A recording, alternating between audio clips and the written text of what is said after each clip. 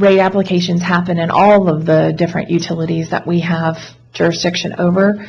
We have jurisdiction over some small water companies. We have jurisdiction over Southwest gas companies, along as NV Energy in the north has a gas company. We have jurisdiction over certain kinds of telephone companies, and they all file these sorts of filings. So even though I'm using electric as an example, this applies to more than one industry. For the electric company, we have a general rate case, and they're filed every 3 years. They are asking for their return on their assets and their cost recovery. The general rate case does not include the fuel and purchase power costs. That's a separate case. That we do that once a year in a separate case.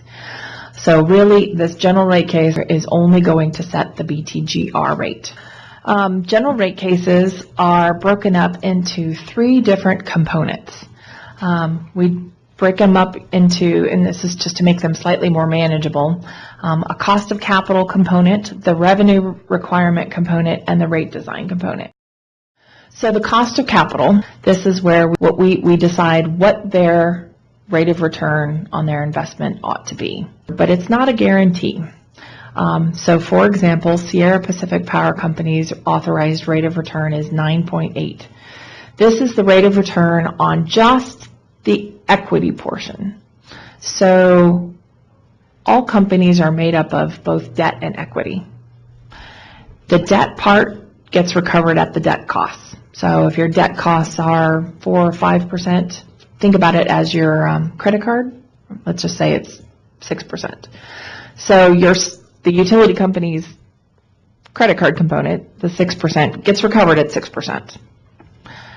The stuff that the equity that they've put into the company, their own money that they've invested in power plants, trucks, wires, that gets recovered at the 9.8%. So the overall rate of return is not 9.8. It's the blend of the two. Let's just say it's 50-50. It's 6% and 9.8%. Then your overall is going to be something like 7.9 or something like that. That's how the cost of capital is determined. And like I said, it's not a guarantee. So we use what we think is the best looking forward reasonable rate of return. And if something happens and there's an overly mild summer or expenses that go way, way up and the utility doesn't make their rate of return, that's too bad. If they make more than their authorized rate of return, let's just say there's a crazy hot summer and people are using electricity a lot, and they make more than their authorized rate of return, we have a couple of different remedies. The one remedy is that we can issue an order to show cause, bring the company back in, and prove why they're not over-earning, that they shouldn't give the money back to get them back down to the 9.8%.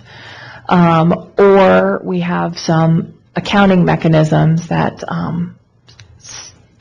kick in if they're over-earning to kind of mitigate those factors. So there's a couple of different things that we have on the upside. On the downside, the only way that the utility company can do something about a lower rate of return is either they can cut expenses, they can cut costs, or they can come in and ask us for another rate increase if they think that that's necessary. There are some practical and policy considerations between the cost of capital. The allowed returns should promote financial integrity. So you don't want a company to not be able to raise money. That's part of the compact that you have, is that if you have a company that's foundering, they're not going to be able to attract money in order to put the things in that they need to do their business. So the allowed return has to be able to promote financial integrity. Again, they're not guaranteed. The regulators, so that's the commissioners, must balance the interests of the ratepayers and the utility investors, some of which are both. The commission needs to determine, what's going to be enough to keep the utility being an attractive utility and a solid financial footing, and not enough to make the ratepayers be the straw that breaks their back either. So it's a balance that the commissioners have to have. The commissioners have a wide discretion, especially in the methods that they use. Court cases usually focus on the reasonableness of the end result and not on the method that's chosen. And it's very mathematical and it's very technical, but it all falls into this concept here. And the concepts are the opportunity cost principle. The allowed return should be set at the expected returns for comparable investments, which is why you tend to see utility rates of returns being fairly consistent across the U.S., because regulators look to other regulators and see what are they doing over in Oklahoma, or what are they doing in Nebraska, what are they doing in New Jersey, and for the most part they tend to be fairly in the same kind of range. And then risk and return trade-offs. Allowed return should reflect market costs of capital and adjusted to the levels of risk of the utility. So if the utility is considered to be less risky than its peers, it would have a lower rate of return. If the utility is considered more risky compared to its peers, it would have a higher rate of return. Revenue requirement. This is the costs and the expenses of the utility. So there's a couple of different concepts that we use in determining revenue requirement. The first concept is used and useful.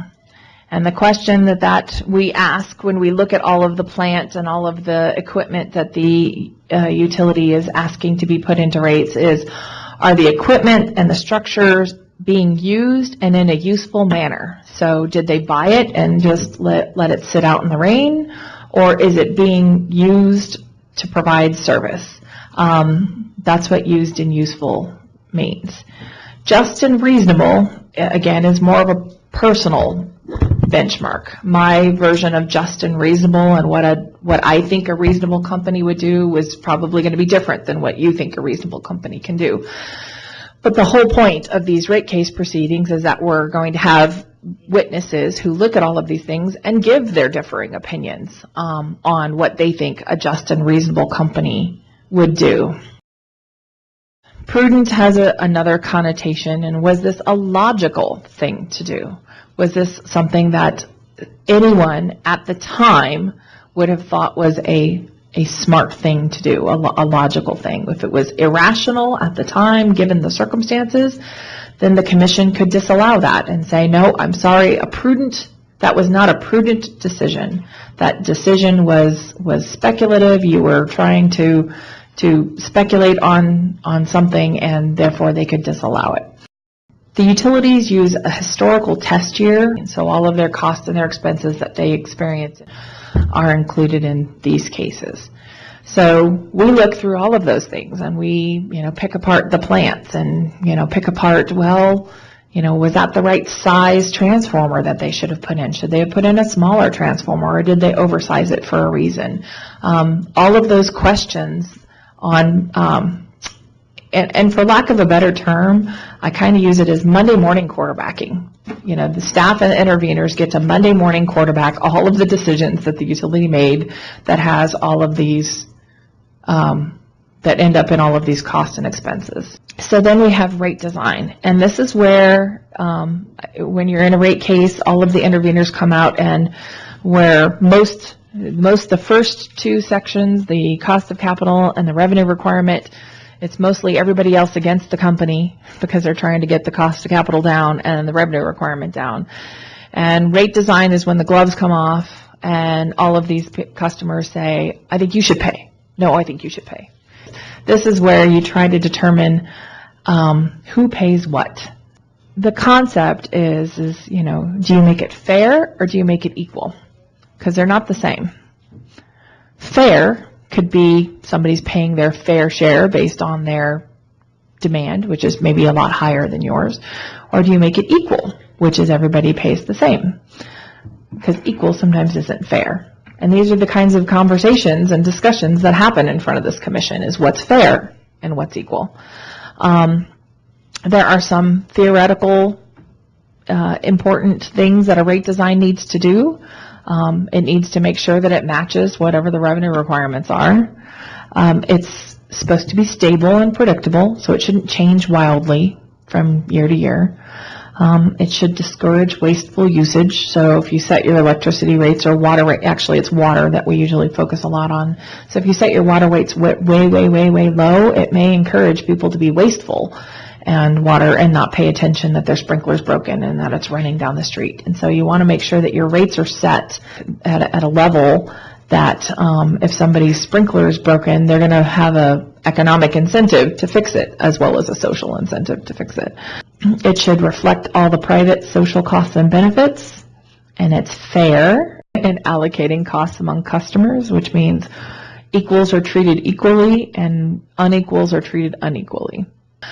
It's supposed to avoid undue discrimination and promote innovation in changing demand and supply. And then it's supposed to be simple, convenient, understandable, publicly acceptable, feasible, and easy to collect. So that's a lot of stuff that you're putting into one component. And of course, everybody has different views on what simple is, convenient is, understandable is, publicly acceptable. I mean, it's just this huge wish list that the commission does its absolute best to try to balance all of those, but it's quite a feat. The different ways that the commission can to allocate costs among classes: you can do a uniform rate per kilowatt hour. You can do block energy rates, so you can have an increasing block rate. We did this for those of you who have been in the state for a while. You can recall that, was it 6 or 7 years ago, we had tiered rates where the first tier was at a certain level, and then once you hit like 500 kilowatt hours, the next level above that was at a more expensive rate. You can do two-part rates. You can, like the larger customer classes, have demand charges and energy charges, so they break it up into how much stress they put on the system and then the kilowatt hours. You can have three-part rates. You can have customer energy and demand charges. So for the electric companies, your customer charges are just customer and energy charges. But the larger customer classes have both customer energy and demand charges. You can have interruptible rates. In the north, we have irrigation customers who have interruptible rates. That's also mandated by statute, so that if there were a electrical emergency, the utility could shut off the interruptible irrigation customers, and because they can just shut them off like that, turn them dark, they get a cheaper rate because they don't get consistent service. You can change the rate based on voltages. And you can do all of this making sure that you have considered all of your public policy concerns. So, like I said, kind of a daunting task.